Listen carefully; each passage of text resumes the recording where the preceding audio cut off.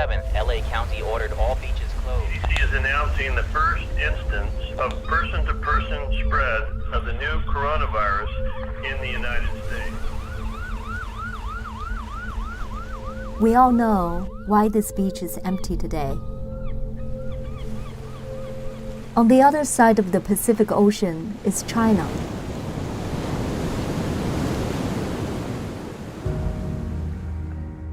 It used to be one of the most fascinating places in the world. In the past 40 years, America had a long dream about this faraway land. The United States will do everything possible to bring China into the World Trade Organization. That you will be a more open society and you'll be a more open economy. Now we are waking up from that dream. China doesn't want the real story to be told. And this will change how the world looks at China for years to come. And for sure, we have lessons to learn.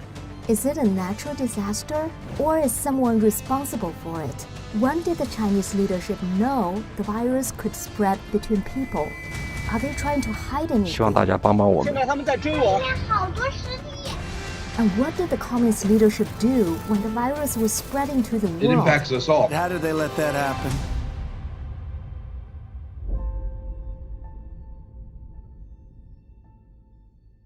My name is Simone Gao. I was born and raised in China. Now my home is here in America, where I'm a journalist. We have to get to the bottom of this, because millions of families deserve to know the truth. We need to have a clear view of what really happened. This way, future generations can be free of this disease, both physically and spiritually.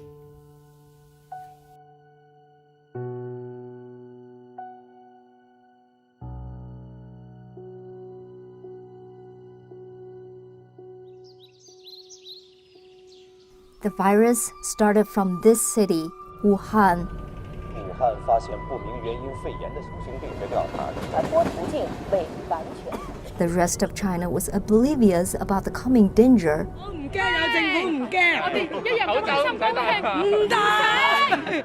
Until this date. 9:50 p.m. Monday, January 20th, 2020. Millions of the Chinese people were shocked when they watched this on CCTV. Exactly, Dr. Zhang. We have just come to the topic that involves human-to-human transmission. Several days ago, we could not confirm it. So after the meeting you just attended, what conclusion did you come to on human-to-human transmission? In the past, we said there was danger. Now, the information shows it definitely transmits between people.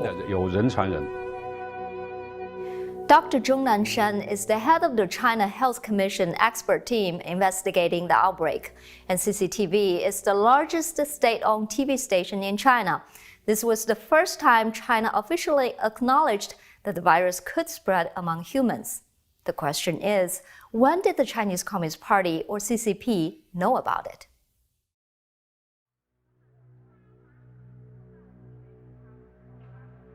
On April 20th, China's state news agency Xinhua published an interview with Dr. Zhang Jixian, a government-certified first responder. In the report, Zhang recalled her first encounter with the mysterious virus. On December 26th, an elderly woman was admitted to the Hubei Hospital of Integrated Traditional Chinese and Western Medicine. Dr. Zhang, director of the hospital's respiratory department, recalled that the woman had severe symptoms: fever, coughing, and shortness of breath. It seemed she had caught the flu or common pneumonia, but the CT scans of her didn't support this diagnosis. The next day, the hospital received another patient, the woman's husband, who had developed similar symptoms. Alarms started going off for Dr. Zhang. Knowing that the couple's son took care of them when they got sick, she insisted that he get a checkup as well. His CT scan also showed similar results. That's when it occurred to her, it can't be coincidence that 3 people in the same family had the same disease. She knew that the virus must have spread between them. So, on December 27th, Dr. Zhang reported this to the local branch of the Chinese CDC instead of using an internet reporting system designed specifically for infectious diseases. China had spent $4.2 million on this system after the 2003 SARS outbreak. In theory, top medical authorities could know about new diseases anywhere in the country within 2 to 24 hours of discovery. Yet, as a loyal Communist Party member, Zhang only revealed this information to higher government bodies in an antiquated manner. She told the party line to hide information from the public. She only hinted that something was amiss when she demanded medical staff in the world beef up self-protection. In the next 2 days leading up to December 29th, the hospital received another 4 patients with similar lung infections. They all worked at the Huanan seafood market and all knew each other. Now that there were 7 similar patients, the hospital went on alert. At 2 o'clock that afternoon, a panel of experts at the hospital drew a preliminary conclusion. This virus could be transmitted among humans. Dr. Zhang told Xinhua that she repeatedly asked the family whether they had any contact with the seafood market. Not one of them had ever been to the market or had any relationship with it. After the panel, Zhang filed another report, this time directly to both the city level and provincial level CDC. Keeping in line with her party loyalty, Dr. Zhang instructed the hospital staff to keep things quiet and to not reveal any of this information to the public. At about the same time, another group of doctors with very different views on public safety also came across the new infection. He is already well known as the martyr of the Wuhan outbreak. Dr. Li Wenliang was an eye doctor working at the Wuhan Central Hospital. At 5 p.m. on December 30th, he sent out a warning over a Chinese messaging app called WeChat. He warned some of his fellow workers that they should wear protective clothing. This was to avoid infection after 7 patients from a local seafood market exhibited SARS-like symptoms. His lack of political cunning was met with dire consequences. Late in the night, on December 31st, around 1:30 a.m., Dr. Li was called into the Wuhan Health Commission offices for questioning. After sunrise, his employer ordered him to write a letter publicly denouncing his own behavior. Starting from January 2nd, the party's mouthpiece, CCTV, continuously aired a series of programs condemning so-called rumor mongers. Anyone who had shared information about the virus fell into this category, including Dr. Li. The following day, on January 3rd, local police detained Dr. Li and forced him to sign a statement admitting he had broken the law and seriously disrupted social order. CCTV bashed Dr. Li before he was forced to sign that statement. Why did state media move so quickly and make such a big deal over a local doctor's short warning on WeChat? I spoke with Frank Chin, an expert on China and one of the most diligent observers of the pandemic. Li Wenliang only sent out a message to his colleagues on social media. Why did the CCTV have such a dramatic response so quickly? To have every major CCTV channel carry out that sort of unified deployment, unified action style of public condemnation, then it wasn't a low-level decision. It was something that the highest level of CCTV management decided, and CCTV is the top mouthpiece of the CCP. It's guided by political and legal divisions. So from this perspective, it shows that in this event, the CCP already knew what was happening, and they made this coordinated plan. Dr. Li's lack of political obedience resulted in punishment. Dr. Zhang, on the other hand, for her party loyalty, was honored by the CCP as the one who gave the first warning about the epidemic. Except her warnings were totally ignored and overridden. We'll look at the stance the regime took instead. On December 31st, the Wuhan Municipal Health Commission announced on its website that the Huanan seafood market was linked to several recent cases of pneumonia. They claimed that preliminary investigations showed no clear sign of human-to-human transmission. They further claimed that no health workers had been infected, and the disease could be kept under control. This stance persisted for 20 days, despite overwhelming evidence that suggested otherwise. More and more medical staff fell ill on almost a daily basis, as Chinese media outlet Caixin reported. January 5th, CT scans of Dr. Lu Jun from Tongji Hospital showed abnormalities. The Wuhan Health Commission declared there were no clear human transmission and no doctors infected. January 6, CT scans of a doctor from Wuhan Xinhua Hospital showed infection. His hospital required staff not to spread rumors. January 7th, Dr. Lu Jun was confirmed with a COVID-19 infection. 3 days later, on January 10th, Dr. Wang Guangfa of the National Health Commission declared no infections among medical personnel. The Wuhan Health Commission repeated this on the following day. January 13th, 3 Wuhan nurses were confirmed with infections. The Chinese Health Commission told the magazine Science that there were no infections among the 760 medical staff in close contact with COVID-19 patients. On January 15th and 16th, 3 more doctors either showed abnormal CT scans or were confirmed infected. Yet the Wuhan Health Commission declared no new cases or medical staff infections. January 18th, Xinhua Hospital found 100 cases of CT abnormalities. 4 medical staff in 3 hospitals in Wuhan were confirmed ill on the same day. The next day, the Wuhan government proceeded to invite 10,000 families to a banquet in celebration of the Chinese New Year.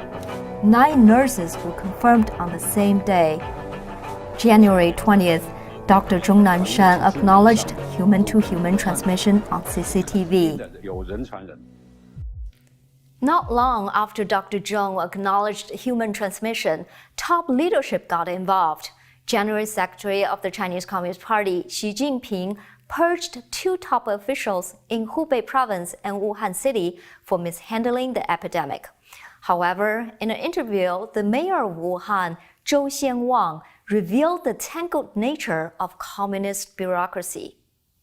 About not revealing the materials about the disease more quickly, this is the point everyone needs to understand. Since it is a contagious disease, it had to be disclosed according to the law on prevention and treatment of infectious diseases. As a provincial government, we have to be authorized to disclose the information. Just as Wuhan's mayor indicated, he did not have the final say on what to do. The decision ultimately comes from the top. We can confirm this from internal government documents. On January 14th, while China's health official publicly announced on state television that the risk of human-to-human transmission remained low, actions in the top leadership suggest a different understanding. And internal government facts obtained by the Epoch Times indicated that on January 14th, local CDCs initiated the highest level emergency response. The notice said that China's National Health Commission had already drawn up a set of treatment and prevention measures. They were in the process of passing them on to local health agencies. Some measures clearly indicate that Chinese top leadership knew the disease could spread between people well before the CCP publicized this information. For example, the document ordered hospitals to train staff on preventative measures and take steps to stop the disease from spreading among medical workers. But there's more. The Chinese military knew about the outbreak even before the Chinese CDC issued the prevention measures. This can be seen in this internal documents from the Naval Engineering University. The January 2nd document ordered the university's security department to monitor visitors who were suspected of being infected with an unknown pneumonia originating from Wuhan. It further states that this order is to follow a Naval Engineering Department instruction, Series number 298, issued in 2019. The earliest and most accurate intelligence came from the Chinese military.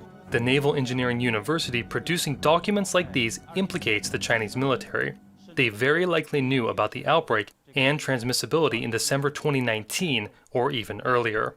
All these instructions were marked internal. Some specifically say not to be spread on the internet and not to be publicly disclosed. And so it stayed that way. The CCP kept the 1.4 billion people of China unaware of the danger of this virus for at least 20 days, and the timing couldn't have been worse. 为各位嘉宾和家人的健康干杯。 On January 7th, Xi Jinping ordered the information of the outbreak must not damage the atmosphere of a peaceful and happy holiday. And what holiday atmosphere was that? Right at that time, less than 2 weeks from the Chinese New Year, hundreds of millions of Chinese people had started heading home for the largest holiday in China. Trains, buses, and flights were packed. After all, it is the largest human migration on the planet. In Wuhan, the 10,000 people family banquet was still yet to happen, while 5 million people were leaving the city for destinations around the world.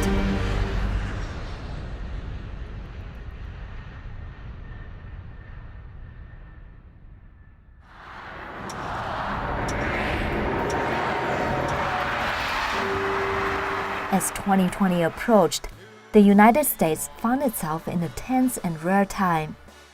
For just the third time in American history, a sitting president had been impeached. Article 1 is adopted. The media focus was entirely on the impending Senate decision and if Trump would be removed from office. Anything beyond the United States borders seemed trivial. And that's right when the news of an unknown virus spreading in a far-off land quietly arrived at the U.S. CDC headquarters in Atlanta. According to an April 4th Washington Post report, the CDC learned a cluster of cases in China on December 31st, but this information was not provided by the Chinese authorities. In fact, it wasn't until January 3rd when CDC Director Robert Redfield received a call from a counterpart in China. The Chinese CDC told Redfield that a mysterious illness had been spreading inside Wuhan. We inquired about the details of that phone call to the CDC, particularly when the Chinese CDC told the U.S. that the virus could spread between people. The CDC did not respond. The rest of the world began to know something was going on inside Wuhan by mid-January. But the world wasn't told the severity. On January 14th, the WHO began echoing the Chinese government's stance of no clear evidence of human-to-human transmission. It's very clear right now that we have no sustained human-to-human transmission. It also recommended no travel bans. The WHO maintained its position about the unverified or limited nature of human-to-human transmission until January 23rd, 3 days after China publicly confirmed such transmission. Meanwhile, in the United States, on January 18th, President Trump was finally substantially briefed by health officials about the coronavirus. He had been receiving intelligence briefings before that, tracking the spread of the virus in China and later in other countries.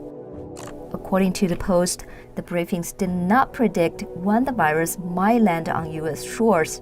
It also did not recommend particular steps that public health officials should take. It did, however, warn that Chinese officials appear to be minimizing the severity of the outbreak. 1 week after that briefing, President Trump placed a travel ban on China. His ban was one of the first in the Western Hemisphere. Lives are at stake. This is not a time for Political opponents criticized him for overreacting and being racist for banning Chinese travelers. Only history has proven that this move was neither excessive nor early enough, after all. According to Veriflight, an aviation data company based in China, by mid-January, about 4,000 people had already entered the United States directly from Wuhan. In January alone, about 381,000 travelers flew directly from China to the United States. What's even more worrying is that after China locked down internally, outbound traffic from China did not slow down. On January 23rd, Wuhan was the first to fully lock down. All the remaining provinces in China followed suit before February 10th. Under the total lockdown, Chinese people could not travel domestically, but were still allowed to go abroad. In fact, while implementing strict domestic quarantine measures in February, the Chinese regime kept reassuring the world that the outbreak was fully under control, and it continued to encourage international travel from Chinese cities. Chinese state media Xinhua confirmed this on February 6th. They reported that 2 days earlier, the Civil Aviation Administration required Chinese airlines to continue flying international routes to nations that had no travel restrictions. On February 3rd, the WHO once again parroted China at the opening of the agency's executive board meeting. Director General Tedros supported China's assertion that all was well for international travel. There is no reason for measures that unnecessarily interfere with international travel and trade. We call on all countries to implement decisions that are evidence-based and consistent. WHO stands... According to Veriflight, scheduled international flight services from China did not face a significant drop-off until March 30th, while scheduled domestic travel was severely limited as early as February 9th. Why did the CCP conceal the truth about human transmission, then allow Chinese people to travel abroad? Did they want to spread the virus to the entire world? The CCP always takes its political power as the most important thing. It also takes economic operations as extremely important, since economic operations guarantee social stability inside China, and thus guarantees its political power. So, in this process, the CCP let international flights continue their travel. That way, it could give the world a false appearance of stability, guaranteeing multinational companies would stay inside China. And to the whole world, the CCP gave people the false impression that it could control the epidemic and the situation. That was to avoid all of its foreign investment from vanishing, and all of its businesses going into upheaval. So, in this situation, the CCP did not order international flights to close down. On top of that, on January 31st, we saw that the CCP was aggravated after Trump ordered a temporary ban on Chinese air travel. The Foreign Ministry issued criticism, so that goes to show that the CCP takes economic profit as more important than human life. That's not just saying it doesn't regard Chinese people's lives, but the CCP doesn't care about any lives in any country of the world. Like what we have discussed, there are practical reasons for their silence, like keeping up appearances so foreign investors won't get scared off. As to whether they had other more sinister intentions, such as spreading the virus to the entire world, we don't really know for sure. But what we are sure about is that the CCP knew in early January that there would be worldwide competition on the horizon for one specific product. The Associated Press obtained a 4-page Department of Homeland Security intelligence report dated May 1st. According to the report, Chinese leaders intentionally concealed the severity of the pandemic from the world in early January. While doing so, they increased the imports and decreased the exports of medical supplies. It attempted to cover this up by denying there were export restrictions and delaying provision of its trade data. High-ranking officials in Taiwan support this. Chen Qimai, Vice Premier of the Republic of China, spoke about medical supplies in a recent interview with the Formosa TV network. Mr. Chen revealed that while looking to place orders on face masks, he made a phone call to one of Taiwan's local medical supply manufacturers on January 27th. I made a phone call to Huang Qingshan, the CEO of Nanliu Enterprise, which is the manufacturer of non-woven cloth, and I was told that China had purchased a huge amount of non-woven cloth from India 1 month ago. So the masks are out of stock all around the world. On May 14, 2020, the FBI issued a statement on a new investigation. China-affiliated cyber actors have been both targeting and compromising U.S. organizations conducting COVID-19 related research. These attacks aim to steal research results related to vaccines, treatments, and testing. According to the Wall Street Journal, U.S. officials stated that China and Iran started such attacks as early as January 3rd.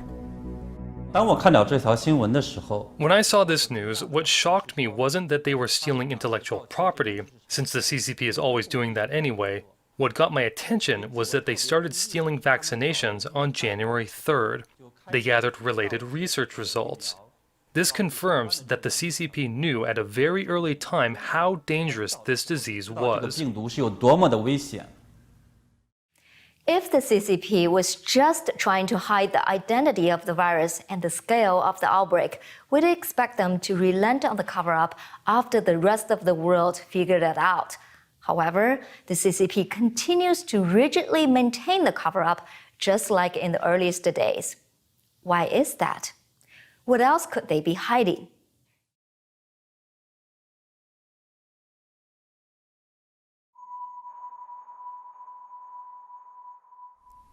Christmas Eve. It was just a normal working day in Guangzhou, a sprawling port city northwest of Hong Kong on the Pearl River. On that day, Vision Medicals, a genetic technology company, made a critical discovery. They received a fluid sample from a patient in Wuhan. That sample contained a SARS-like coronavirus that was similar to the 2003 SARS virus. 81% similar, to be precise. Time was of the essence to get the information out. On December 27th, the lab relayed the test results to the Wuhan Central Hospital over the phone. They also shared the near-complete gene sequence with the Institute of Pathology and Chinese Academy of Medical Sciences. In internal company messages, researchers described the virus as a bat-like SARS coronavirus. On the 29th and 30th, Vision Medical's researchers went to Wuhan in person to report their findings. They exchanged all their analysis results with the leaders of the Wuhan Central Hospital and the Wuhan Disease Control Center. The following day, on January 1st, one of the lab researchers received a phone call from a Hubei Provincial Health Commission official. The official gave the following orders. Existing lab samples must be destroyed. The lab was forbidden from studying new samples from Wuhan. Any existing analysis, papers, or data cannot be shared to the outside world. Finally, any future findings must only be reported to the government. Then, on January 3rd, another lab outside of Wuhan received samples from Ground Zero. The Shanghai Public Health Clinical Center began sequencing the genome. 2 days later, on January 5th, the clinical center finished the sequence, confirming a new form of SARS that had never been seen before. The clinical center reported this to both the Shanghai and National Health Commissions. They reported the disease was similar to SARS, suspected it was airborne, and recommended that public areas undertake safety measures to control the spread. But, just like the doctor's warnings from before, both government entities seemingly ignored the information and warnings. After almost a week of no response to any government body, on January 11th, the team from the clinical center took a bold step and published the full genome sequence online through Verilogic.org and GenBank. This was the first time the rest of the world could see the full virus genome. And like clockwork, the team's research laboratory was shut down the following day. What Vision Medicals and the Shanghai Public Health Clinical Center experienced were not isolated orders from Chinese health officials. In fact, China's top medical authorities expanded such a ban to the entire nation as early as January 3rd. What can genome sequencing reveal? Why were the Chinese authorities so determined to destroy the genome sequences and samples? I spoke with Stephen Hatfield, former researcher for the United States Army Medical Research Institute of Infectious Diseases. What does genome sequencing reveal? Can it reveal the identity of the virus and when it came about? Yeah, basically. To have the genome sequence of any virus lets you establish its family tree. And because mutations occur in different viruses at set rates, you can take an early strain and a new strain, and you can compare the changes that have occurred, the random changes, and it's almost like running a clock backwards. You can see how many new mutations have appeared in this virus compared to this older known virus. And you can run the clock back and make an estimate of when all this new strain appeared. It's called a molecular clock. Dr. Hatfield said, by studying the genome sequence, we can roughly know when the virus came about, while researchers in the UK did exactly that. On April 17th, UK's Daily Mail reported that a team of researchers at the University of Cambridge gathered data on the possible start of the outbreak. Their analysis concluded that the spread began at some point between September 13th and December 7th. On May 5th, Science Direct published a paper by a group of UK and French scientists focusing on phylogenetic research, which observes the development of specific organisms. Their estimates suggest that the pandemic started sometime between October 6th and December 11th. Coincidentally, on May 9th, the London-based NBC News verification unit reported private analysis that fit into that time frame. The report indicated there was no publicly available cell phone activity in a high-security portion of the Wuhan Institute of Virology from October 7th through October 24th, 2019. They suggested that there may have been a hazardous event sometime between October 6th and 11th. The report says during this time, it is believed that roadblocks were put in place to prevent traffic from coming near the facility. We looked into the traffic reports in Wuhan during that time period. Since the Military World Game took place in Wuhan from October 18th to the 27th, the local government locked down a mountain called Bafenshan, right in the backyard of the Wuhan Virology Lab. However, the lockdown dates did not match up with the reported dates of no cell phone activity. Therefore, it's unlikely that the game influenced the cell phone activity in the area.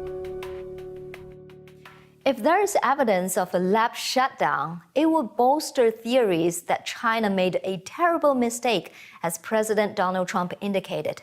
In fact, the State Department received warnings from the U.S. Embassy staff in 2018 that the Wuhan Institute of Virology had lacked security and severe shortages of properly trained technicians. The Chinese had previously even asked for American help in that regard. So does that make an accidental leak from the lab feasible? So far, we haven't found any hard proof of either a lab shutdown or that the virus was mistakenly leaked from the lab. But we must explore this direction, simply because the Chinese leadership has revealed that something was wrong with Chinese laboratories.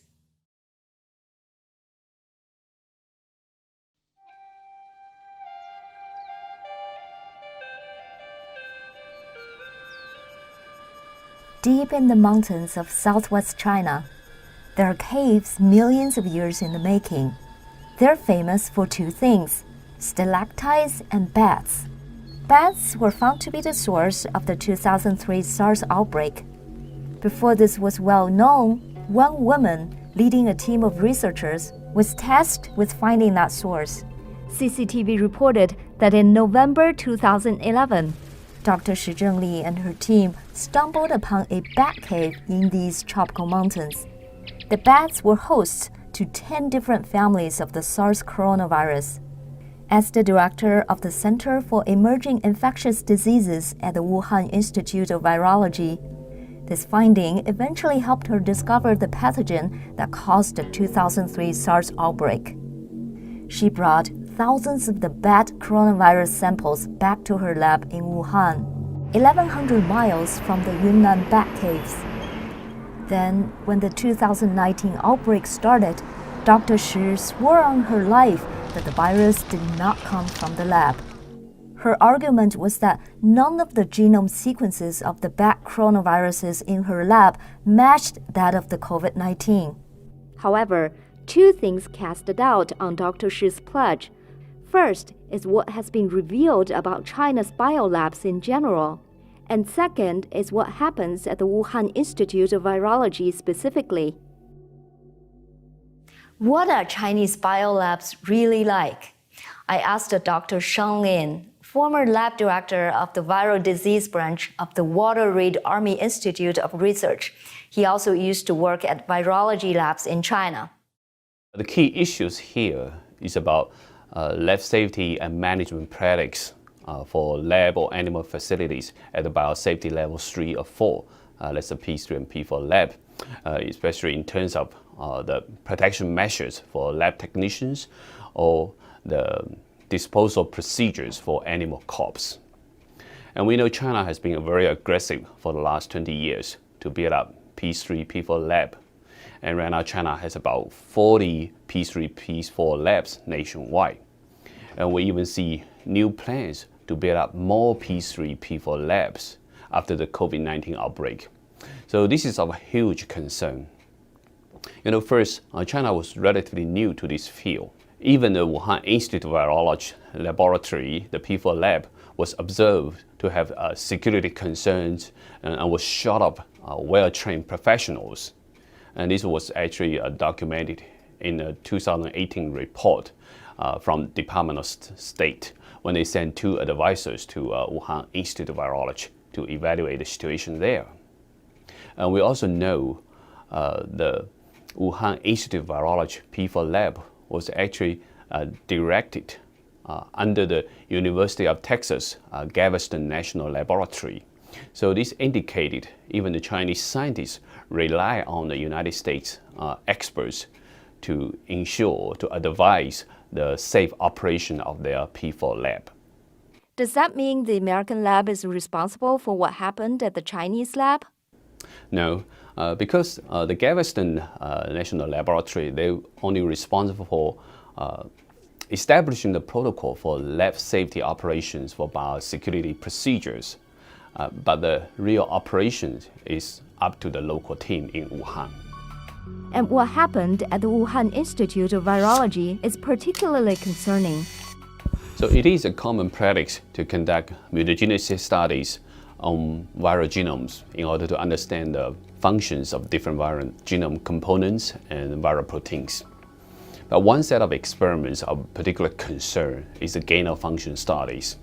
So in this kind of studies, you can conduct molecular level of genetic engineering, or you can infect cell lines, for example, with a bad coronavirus strain, with or without genetic manipulation. and you can conduct these experiments in parallel in multiple cell culture flask. So after a few days post-infection, you can collect supernatants from the flask with the most severe cell dying. And then you use this supernatant to do another round of infection. So you basically select viral mutants with higher infectivities in each round. And similarly, you can conduct this kind of experiment in animal models like mouse and ferrets. So basically, you select viral mutants that can spread faster or cause more severe disease in animal models. So this is the typical gain-of-function studies. And we know Shi Zhenli's group from Wuhan Institute of Virology, together with their collaborators in the United States, published an article on Nature Medicine in 2015. In that study, they documented the enhanced pathogenicities when you had the spike of a bad coronavirus strain put on the backbone of a mouse-adapted SARS coronavirus. So this study raised serious bioethics concerns at the moment, and the United States suspended this kind of studies for a while. However, it's not known whether this kind of study was further pursued in China, especially whether it was pursued under some joint project with Chinese military medicine unit, like the ones in Wuhan or Nanjing. This is not saying that the Chinese scientists have the intelligence to design a virus like SARS coronavirus 2, but this kind of gain-of-function study is so dangerous and with unpredictable outcome. That's why it's very vital for the whole world to know whether China is still continuing these kind of experiments. China's lax lab standards are well known to insiders, and these widespread practices in Chinese labs have gone on for years. Then suddenly, on January 16, 2020, 4 days before publicly acknowledging human transmission, the China Science and Technology Department released guidelines on safety and management of viral laboratories. A month later, on February 14th, Xi Jinping made comments about accelerating biosafety legislation at the Committee for National Reform. It's very possible that Xi already knew about a lab leak. So he wanted to publish this law to make it look like he takes biosafety seriously. It was to be a preventative measure. So if in the future the rest of the world looks to find who is responsible, then they have a scapegoat ready. They will say that it was some person who did it, who broke these rules, and it is not a problem with the CCP.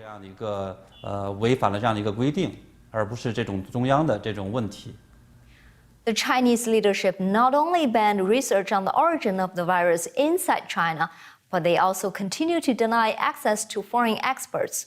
This has gone on for months. All the important evidence may now be gone or destroyed. Are there simply too many tracks to cover? Can we believe anything they've told us?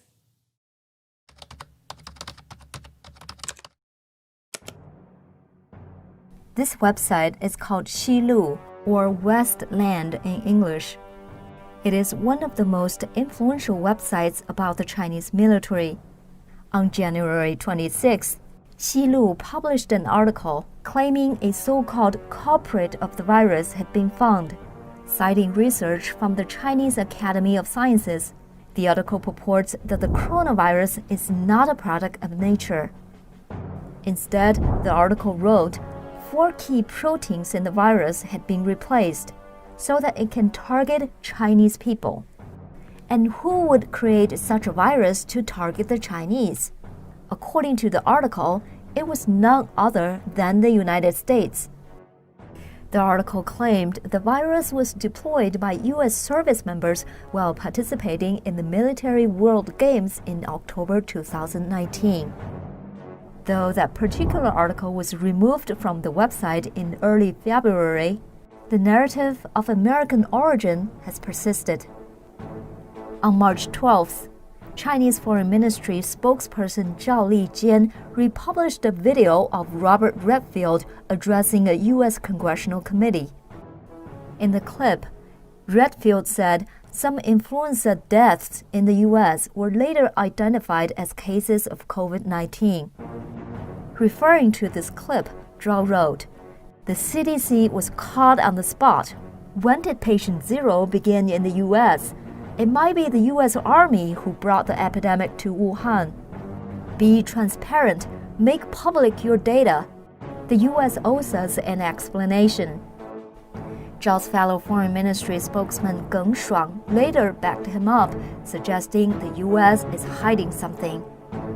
5 months into the pandemic, the theory that the virus originated in America is still very much alive in China. In fact, if you search on China's equivalent of Google called Baidu, using the keywords "virus came from America," 66 million results come up.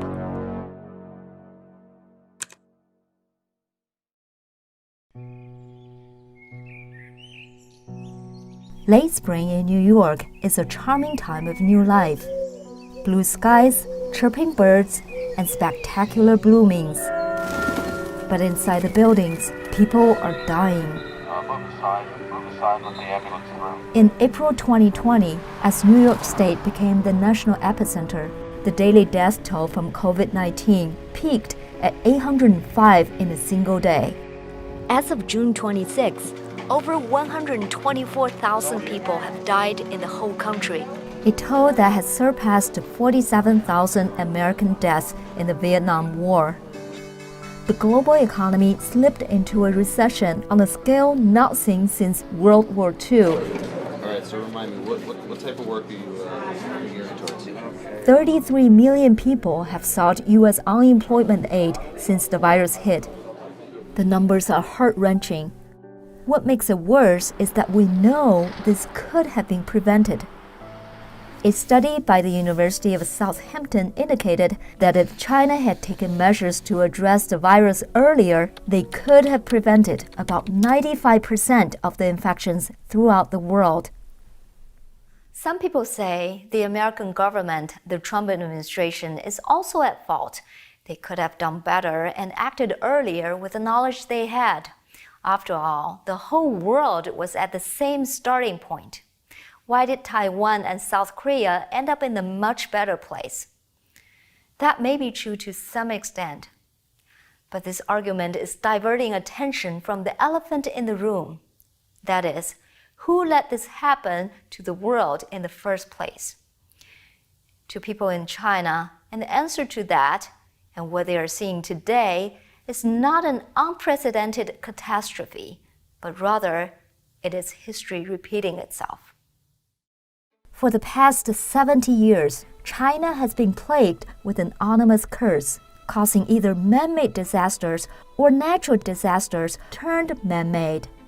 The largest famine in human history, ending 45 million lives, was known as the Great Leap Forward.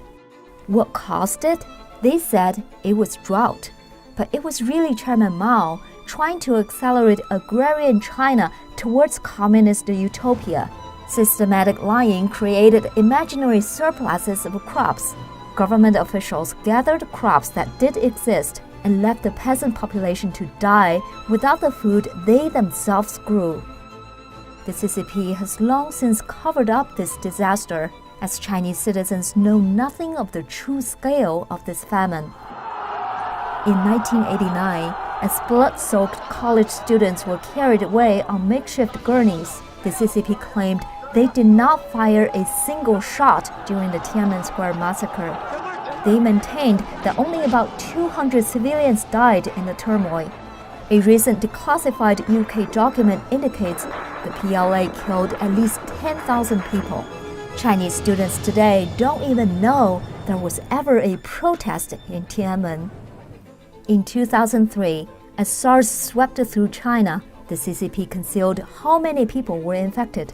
Only China's neighbors, like Taiwan and South Korea, had experience with handling such respiratory infections. Much of the world was left unprepared for the danger of a similar virus. In 2008, over 87,000 people lost their lives in a magnitude 7.9 earthquake in Sichuan province. Independent investigations showed shoddy construction had caused the death of thousands of children. However, the CCP jailed these investigators. From July 1999, a traditional Chinese mind and body exercise called Falun Dafa has been persecuted in China. The CCP has used the Falun Gong practitioners as well as other political prisoners as forced organ donors, harvesting and selling vital organs on a national scale. Independent investigators have concluded that this claim is true. The CCP still denies it to this day. And yes, the CCP once again covered up another disaster. This is what it has always done and will always do. Why has this persisted for so long? Maybe we should ask, what criminal would ever stop their crimes if they weren't held accountable?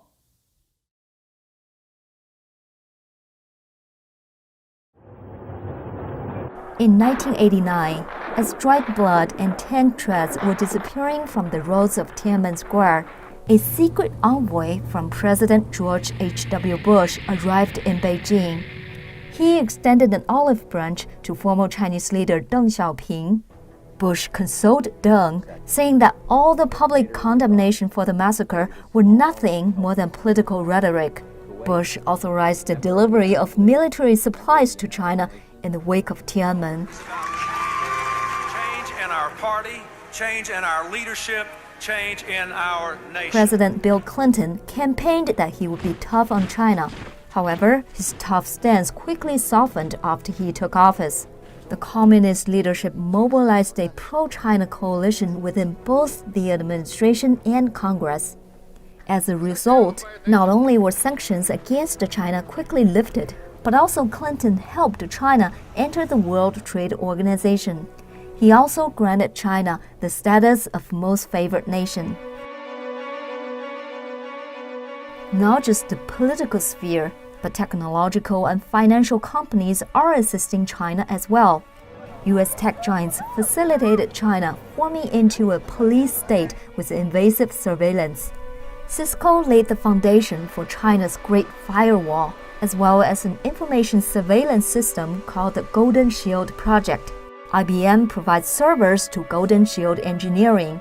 Oracle provides database services, and Microsoft provides a personal operating system. Led by JP Morgan Chase, the CCP's old friend Wall Street has channeled a huge amount of money to the Chinese Communist regime over the past 40 years. JP Morgan succumbed to nepotism when it hired children of high-ranking Chinese officials. This helped the company win billions of dollars of Chinese business contracts. Morgan Stanley investment indexes include Chinese companies that often pose a national security threat to America. Its actions have resulted in trillions of US dollars being invested in the Chinese economy. There is one particular company listed on the Morgan Stanley index that we need to single out. It's called Tencent, and it owns the Chinese social media giant WeChat. WeChat has long helped the CCP monitor dissidents. The whistleblower of this pandemic, Dr. Li Wenliang and others, were first tracked and reported on WeChat when they exposed the virus spread via this social media platform. Only reason this situation has gotten as bad as it's gotten is because the capitalists in the West, the Wall Street and the City of London, and certain corporatists, certain elites, what I call the Party of Davos, right, have basically financed the CCP and has allowed them to get technology. Those days are over. In China and America alike, we have a saying, what goes around comes around. For the past 40 years, America and the West have been in a state of willful ignorance, to put it nicely, about the CCP's crimes. Now the circumstances have forced us to face the consequences of that negligence. China has a rich history, splendid culture, and profound spiritual tradition. Lao Tzu would have been able to hold a candid conversation with Socrates about ethics and the laws of the universe.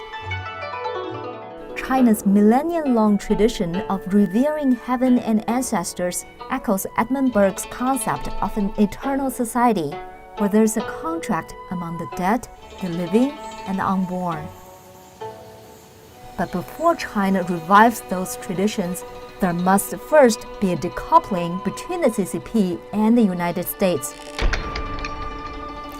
I hope this decoupling will happen, because if it doesn't, there will be more victims among us when history repeats itself, or we ourselves will become part of the problem. Stay safe, and God bless America.